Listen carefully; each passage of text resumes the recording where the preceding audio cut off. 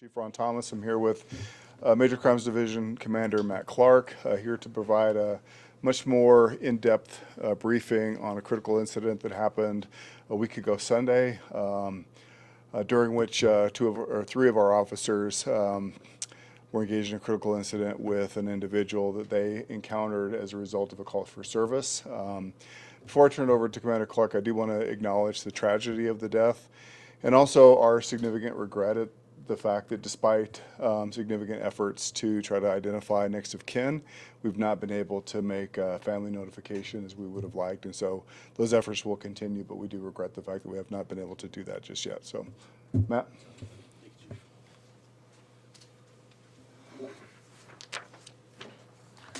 Good afternoon. I'm Matt Clark, the commander of the Major Crimes Division for the Denver Police Department. I appreciate you being here today and giving us an opportunity to provide an update on the incident that occurred on Sunday, June 16, 2024, around 11:55 in the morning near Broadway and Lawrence.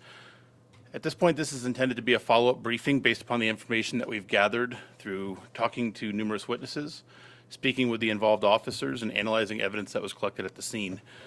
There may be information that I do not know, I don't have access to, or can't disclose at this point, but to the degree we're able to, I'll answer any questions after we go over the narrative of the incident.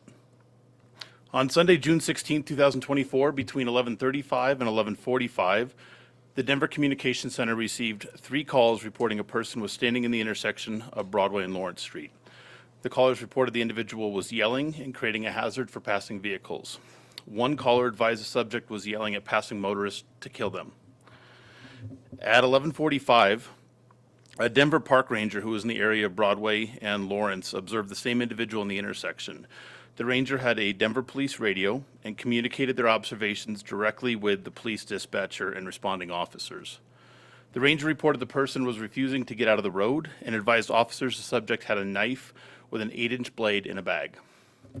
Uniformed patrol officers quickly responded to the area and located the person in the middle of the intersection of Broadway and Lawrence Street. This location is a busy intersection with heavy vehicle and pedestrian traffic. When the officers arrived, the subject was carrying several bags but did not have a weapon in their hand. The officers could see the handle of what appeared to be a large knife in a bag that the person was wearing over their shoulder. The uniformed officers positioned their marked police vehicles in the intersection in a manner that diverted traffic and partially contained the individual so others in the area would be protected. The officers worked to communicate with the individual by speaking in both English and Spanish. An officer also visually demonstrated that he wanted the person to put their hands on their head. This was all done in an effort to de-escalate the situation and gain the subject's voluntary compliance. The subject did not comply with the officer's direction and instead retrieved the large knife from the over-the-shoulder bag they were wearing. The subject held the knife in their right hand while pointing it, the point of the knife directed directly at the officers. One officer had previously drawn his taser, and upon seeing the subject with the knife, the officer deployed the taser at the subject. The taser device appeared to have a very brief impact, but was not effective in stopping the subject's intentional movement towards the officers. When it was clear the subject was not incapacitated by the initial taser deployment, the same officer deployed a second cartridge from on the uniformed officers while holding the knife as they backed up to create distance from the individual. Recognizing the tasers were not effective in stopping the subject, both officers transitioned from their taser devices to their duty handguns. And fearing the individual would attack them with the knife, both officers discharged their firearms multiple times. Just prior to this, a uniformed patrol sergeant, who's a supervisor, arrived at the intersection. The sergeant observed the subject advancing towards the officers with the knife and feared they would be stabbed. The sergeant discharged his duty handgun multiple times. The subject was struck and fell to the ground. Officers attended to the individual, handcuffed the subject, and rolled them over to attempt to render aid. An ambulance was summoned to the scene and quickly arrived. The subject was assessed by paramedics and was pronounced deceased at the scene. The Denver officer, the medical examiner, has identified the individual as 52-year-old Miguel Tapia. At the scene, detectives recovered a knife with a blade that was approximately 7 inches long. This was the object the subject held in their hand while advancing on the officers. Investigators determined the 3 Denver police officers fired a combined total of 12 rounds from their duty handgun. These rounds were all fired in approximately 2 seconds. 2 taser devices were recovered at the scene. An analysis of each taser indicated one taser discharged twice and the other taser was deployed 1 time. While the first taser deployment appears to have briefly been effective, it was clear the subject was not incapacitated as they continued aggressively moving towards the officers. The 2 subsequent taser deployments were not effective in stopping the individual. The officers who discharged their weapons were uniformed patrol officers assigned to Patrol District 6 downtown. 2 officers were uniformed officers, one who began with the department in 2018, and the others who started in 2022. Neither of these officers has been involved in a prior police shooting. The other uniformed officer on scene holds the rank of sergeant, which is a first-line supervisor in the district. That officer started with the department in 2001. The sergeant has not been involved in a prior police shooting incident. The body-worn cameras that were issued to the officers were activated and captured their interaction with the subject, as well, including the shooting. And the officers will be on a modified duty status as they complete the department's reintegration program. As in any critical incident investigation, we work cooperatively, and this is being conducted by the Colorado Bureau of Investigations, the Colorado State Patrol, Denver Police Department's Homicide Unit, and the Denver District Attorney's Office. All of these investigations are overseen by the Office of the Independent Monitor. Through the course of the investigation, we spoke with a number of people who were in the area. We know there were many others who were also present. So I would encourage anyone who has information about this incident, anyone who has video of this incident, to contact the Denver Police Department, and that can be done directly through our non-emergency dispatch or through Crime Stoppers at 720-913-STOP. I'll briefly show some slides, some screenshots from the officer's body-worn camera, as well as the knife that the subject possessed.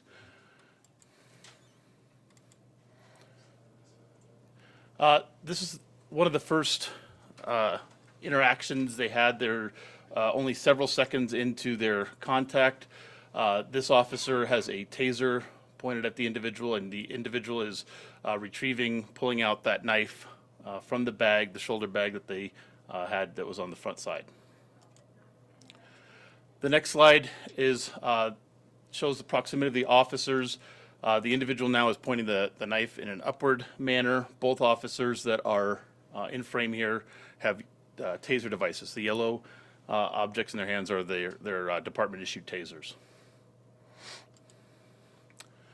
This is the officer who was on the right previously, and as the individual is making progress towards the officers with the knife pointed in an outward manner towards the officers, and an officer pointing a taser at the individual. Again, just the subject continuing to advance on the officers moving back away from their patrol cars in an effort to create distance from the subject. And this is just prior to the shot being fired. This was the knife that the investigators and crime scene personnel recovered from the scene. The officers were able to see the handle of it and recognize that to be the knife, and that ultimately was what the individual pulled out and pointed towards the officers as they walked towards them. Now address any questions. Commander, do we know why the taser deployments did not work? And could you talk about the department policy when that happens? So there's a number of reasons that would cause a taser potentially not to work. They work in a number of situations. These officers themselves have had successful taser deployments in the past with those devices. There are, as we look at how a taser functions, it shoots 2 probes out. Both probes have to connect, and not only do they have to connect to the person, they actually have to connect to skin. It can't just be clothing, and sometimes we lose taser probes in bulky clothing. Sometimes a taser probe, as these are discharged, they will spread and we will miss on a taser, one of the probes. Each of the devices that our officers carry have the ability to fire 2 cartridges. There's 2 cartridges in each taser. So the individual officer had one. He recognized, and you'll notice from the video, a brief kind of tensing, I would describe it as, and then that stops. So there's a couple reasons. Either a probe became dislodged, there was movement that didn't have it was no longer connected to skin potentially, and so they deployed immediately without having to transition or come off with that similar device were able to deploy the second cartridge. The other officer was in a close position. We were within range. The range of those cartridges is 22 feet. So we were well within the range for those that could have been effective. But there's a number of things outside of the probes, sometimes narcotics, sometimes the spread of the probes and the ability to conduct, to deliver the electricity to them to stop them isn't there. So it's certainly something we're considering. The officers, in terms of training, it's certainly a device to stop a subject, but as this individual's advancing with that edge weapon, they transition to their duty firearms. Is there toxicology? There will be at some point. The Denver Office of the Medical Examiner will release that with the autopsy findings. Typically, we're seeing about 10 weeks on that. Now, are you saying that when they transitioned to their handgun, that wasn't part of their training? That's what they were trained to do? That's correct. Okay. Yeah. And I couldn't hear very well. One of the callers, you said something about saying that said they were going to kill someone. What was that? No, the callers, the three callers indicated there was a hazard in the roadway, but one of the callers heard the individual saying, "Hit me," as if they wanted a vehicle to hit them. And so was there a mental health professional considered to come on this call? You want to How take do it? you handle that? I can address that question. And so certainly we do have both the STAR van and co-responders that are riding with officers.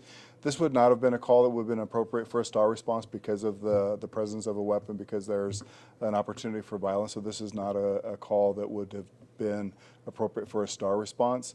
Had there been a co-responder available and nearby, certainly there might have been an opportunity for them to intervene some kind of way, but I think the urgency with getting someone there to get this person out of the roadway, and then obviously the presence of the knife, I think that it was important for the nearest available officers to respond, and so that's how we dealt with that situation. And some of the advocacy groups have claimed that this person was a trans woman and possibly houseless. Mhm. And they are concerned that perhaps that factored in somehow. Is there something that you would like to say to those groups? I would, certainly we have discovered that the person was transgendered, and there is a belief that the person was houseless. But that did not factor into our decision. I mean, what factored into our decision was the person had a knife and was moving aggressively towards the officers. They tried, I think, in vain to stop them through less lethal means, and then had to transition to a lethal option when that was not when that didn't work. So when you're saying that this person said hit me, was it like a challenging kind of way? Was this person trying to die? Is that? I don't think that that's something that we'll ever actually know. I think that there is something that is said in Spanish to the officers, something I think translated to mean "kill me." So I think that one might assume that they were asking to be killed, but I don't know that that's something that we'll ever know. I don't think that we'll ever know what their desire was in that situation. But certainly the presence of the knife, the proximity that individual got to those officers with the knife, I think makes their response appropriate. Okay, and so where does this go from here? What happens now with investigations and into their action? Yes, so they will complete their investigation. I think much of that is already done, by our team as well as CBI and the State Patrol. The Office of the Independent Monitors monitor the entire operation, and that completed investigation will be turned over to the Denver District Attorney. Do you know which countries Tapia came from and how long they've been here? We don't. We're still working to get a good understanding of where he was from. I don't know. Is he the right person? I apologize. Where they were from. I know you said Mr. Tapia, so I just responded, but where they were from. It took you 2 or 3 minutes to carefully explain what went down, but if I was watching it correctly, the whole thing was over in 15 or 20 seconds. So what's it like for those individuals to have to cope with all of that in such a very fast time frame? Well, it did happen very quickly. As you see, within 10 seconds of the initial interaction, the tasers are deployed. Several seconds later, there's gunshots being fired. So they responded immediately in transition, and as the situation evolved, what was presented to them, they responded to that. In the video, after they get the knife out of the way, you see one of the officers kind of like grab something else out of the person's hand. Do you guys know what that was? Like ball of foil or something? I don't recall specifically. I'm curious about the tasers. Do you have the evidence? I mean, obviously, post-mortem, you've got evidence of whether the tasers connected or not. Do you know if the tasers did not connect, or? So I'm not sure we'll be able to specifically know. The tasers are able to offload a significant amount of information for us to analyze, and that's why we're able to conclude that there was some contact. And then I can visually look at the video that was captured by the body-worn cameras and see that tensing of the muscles, which you would expect from the taser. But I'm not sure what happened that caused that to stop being effective. And we do have evidence that the probes were discharged, maybe even made contact with clothing, but I don't know to what degree they were in contact with the subject's skin. And how many tasers were shot? 2 devices. One was shot twice because it has 2 cartridges in it, and the other was shot 1 time. So three deployments of the taser were activated. Chief, you said you have some difficulties finding next of kin. Is that because you don't know who they are, or you have names and just haven't been able to find any? May you want to address that? Yeah, so we have, we're generally very successful in locating people, family members, friends who can connect us with family members in these situations. The medical examiner's team has been working diligently. We've worked with our crisis services team, and then similarly the homicide investigators in the police department. And despite all of our efforts, haven't been able to locate people who are associated with this individual, and even friends that we can make those connections with. So it has been concerning. We want to have the conversations with them and talk through these incidents and share the information that we have to this point, but haven't been able to. Do you know if the person spoke English at a certain point or always Spanish? My understanding, I only specifically heard the Spanish. So I'm not sure if there was what the fluency in English was. So that person always spoke in Spanish.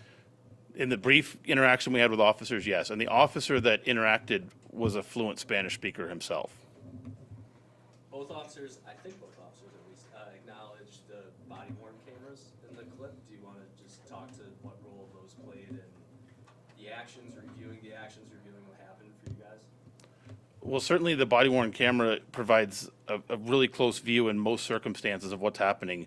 The way the department implements them is the audio is recorded, and audio and video is recorded 30 seconds prior to an officer activating. So once they activate, we go capture that buffer and have that available. And that's sometimes a front row seat to what's happening in seeing exactly what the officer's actions are, what the proximity to the individual is, and what the individual's actions are. Now, there are things to be cautious of as we deal with body-worn cameras. Specifically, it may not capture what the officer perceives, and if the officer is looking a different direction than the camera's pointed, we may or may not capture something that was recognized by the officer in the incident as well.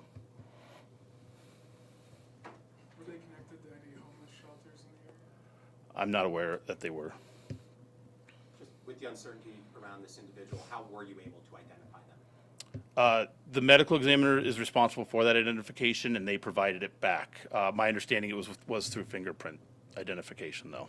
So they had prior arrests then? I don't know about that specifically, and how, because a fingerprint doesn't necessarily have to come from an arrest record. Any other questions? I'm sorry, the arrest record, did he have they have a prior arrest record? So we don't address prior criminal histories in these scenarios. So it may be a person coming from another country, I mean like immigrant? It's possible, but we haven't verified that either. Isn't his arrest record public information? It is, and you have the information to go ahead and retrieve that through other sources. Could you spell the name for us one time? The name that he's been identified as is, the individual is Miguel, Miguel Tapia, Tapia. Do you have a date of birth? March 7th, 1972. Thank you. Thank you.